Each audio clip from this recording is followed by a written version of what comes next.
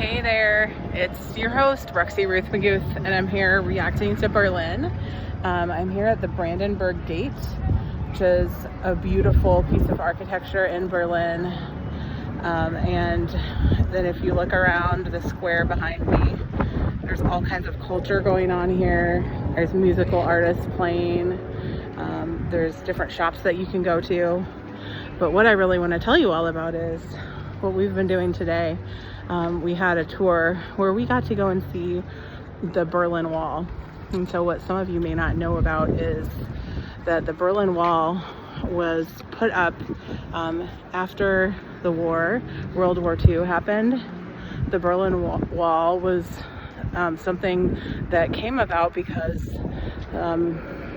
when Germany obviously did the things that happened during the Holocaust and all of the horrors and the atrocities, four powers got together: the United States, England, France, and the Soviet Union, and they decided to split Germany in four pieces, and each of those powers would kind of manage and control one of those pieces and assist Germany in getting back on its feet in a good way.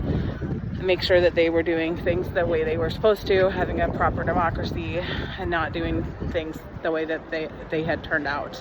And of course, those different powers did things differently. So the United States, half, and I don't know which other piece. The person just talked about kind of the difference between the Soviet Union piece, which was under communism, and the United States, which was capitalism.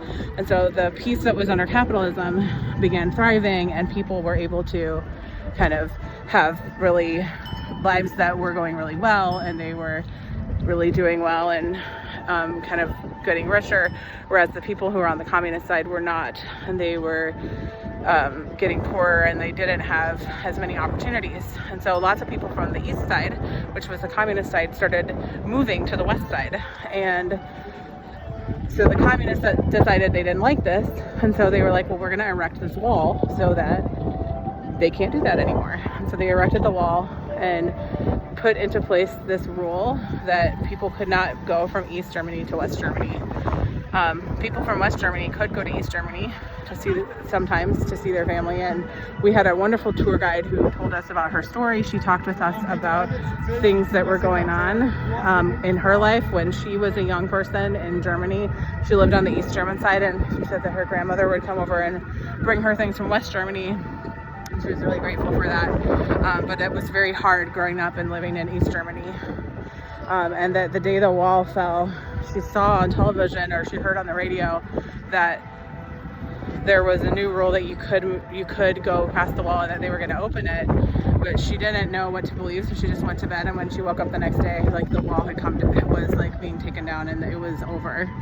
And so this is something that happened, I think, in around 1990, that the wall came down. And so I do remember, being as old as I am, that happening when I was about 10 years old. But it was really interesting. There are portions of the wall in Germany that you can go and see when you are here. And there are parts of it that are still up. There's parts of it that have been turned into a mural. There are, but most of it has been taken down. And now Berlin is just Berlin. And there's not a difference between East and West.